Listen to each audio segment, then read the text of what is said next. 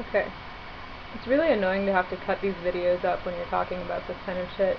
It's super personal and you're putting it on the internet, like, for all to see, um, and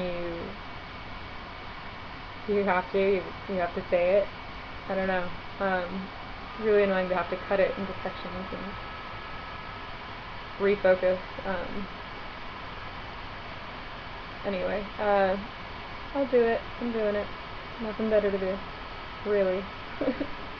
um, so yeah, the point is, I've been finding myself in these really kind of disgusting positions,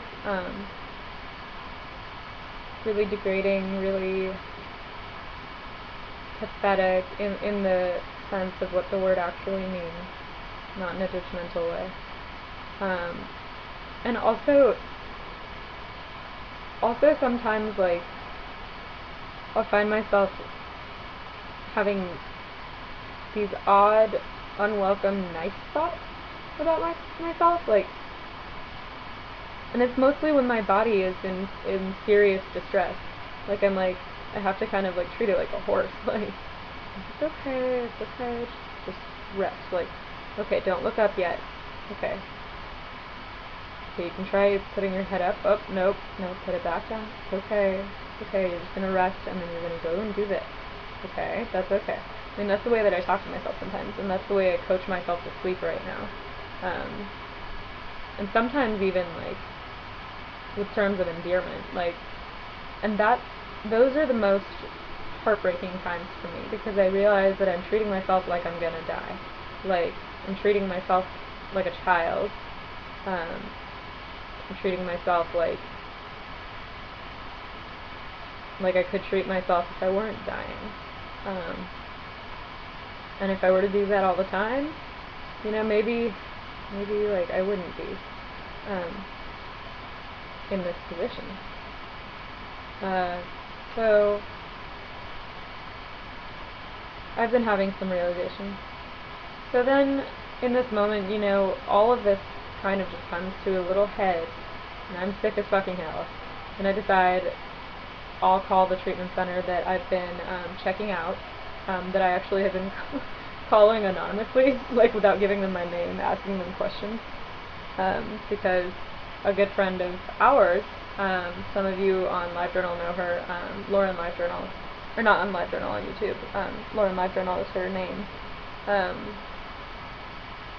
Well, so she went there recently and did really well, and she had a really serious time as well, and it was, yeah, and it just looks like a good place. It's contracted with my insurance, and it's in California. It's called Montanido. Um, so I finally called and like took in a deep breath, and I told them what was happening, and I told them, and I realized I need to go to treatment now, as soon as possible. So the lady got all of my information. She actually called the insurance to get the benefits. I have, this doesn't mean that they're going to cover it. It does mean that my insurance benefits that I have,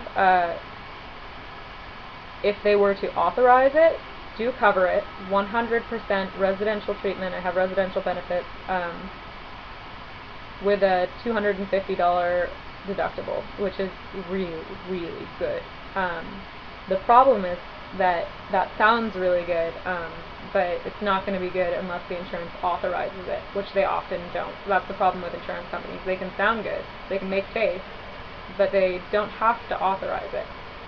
And they have good arguments a lot of the time not to, especially in my case, where that word chronic still is thrown around, and unfortunately they've labeled me chronic. So I'm gonna try not to worry about that. Montanido is supposedly very, very good at working with this particular insurance company, because the clinical director, Carolyn Costin, actually had a sit down with the insurance company, this particular insurance company, with their people, to tell them, we can't have you on our insurance, like, we can't be contracted with you if you never pay for treatment, if you never authorize, and then if you never pay for the time that people need. And so apparently she, like, went step by step and explain to them why people with eating disorders relapse and how it's because they don't get the time that they need and blah blah blah blah and this is what they need and blah blah blah blah blah, and they were like, oh, really? But apparently they actually took it to heart. That doesn't mean that it's my case manager that she was talking to, but hopefully because they have a good rapport or whatever, that'll have some influence on it. I'm trying to put my faith in them. So anyway, I have an assessment with them on Friday at 1 o'clock. I've got to call them, and it's the 1 or 2 hour, like, ask you questions about your entire life that I've done 6,000 times that I'm really not looking forward to doing again, but my fucking god, if they can get the insurance to cover something and I can, I mean, I'll do it, you know. There's a wait list, even if my insurance does decide to cover it. There's a wait list of 2 to 4 weeks, which when I've told the few people that I've told about it in my life, they're like 2 to 4 weeks. But I think that I could make it work. I have to. I have to get I have to do stuff. I mean, I know it is really important, and it needs to be a priority that I like get help. I'm still wrapping my mind around that one. I know that I want it. I know that I don't know what I want, and that I definitely don't want this, and that I don't want that, and that I'm just a fucking blank person, and that I have nothing to say for myself anymore, and that I might take the advice of what people have been telling me just one more time. Just give treatment one more time. There have been a lot of people who have had to give it one more time, just one more time, and it happened to be the time that it clicked for them. That's what a lot of people have been telling me.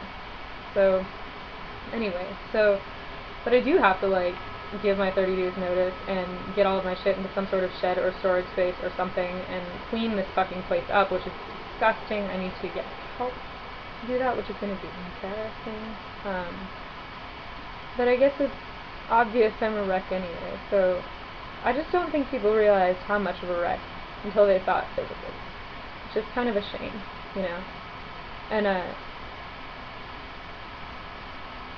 I don't know, I would like, I mean, maybe if I survive this shit in the future, maybe I can look more closely. Instead of just the physical, you know, like pay real attention to people's faces, pay real attention to what they're saying, and if they are someone who, like me, have had issues for a really long time and just keep talking about it, maybe I should keep listening. Like,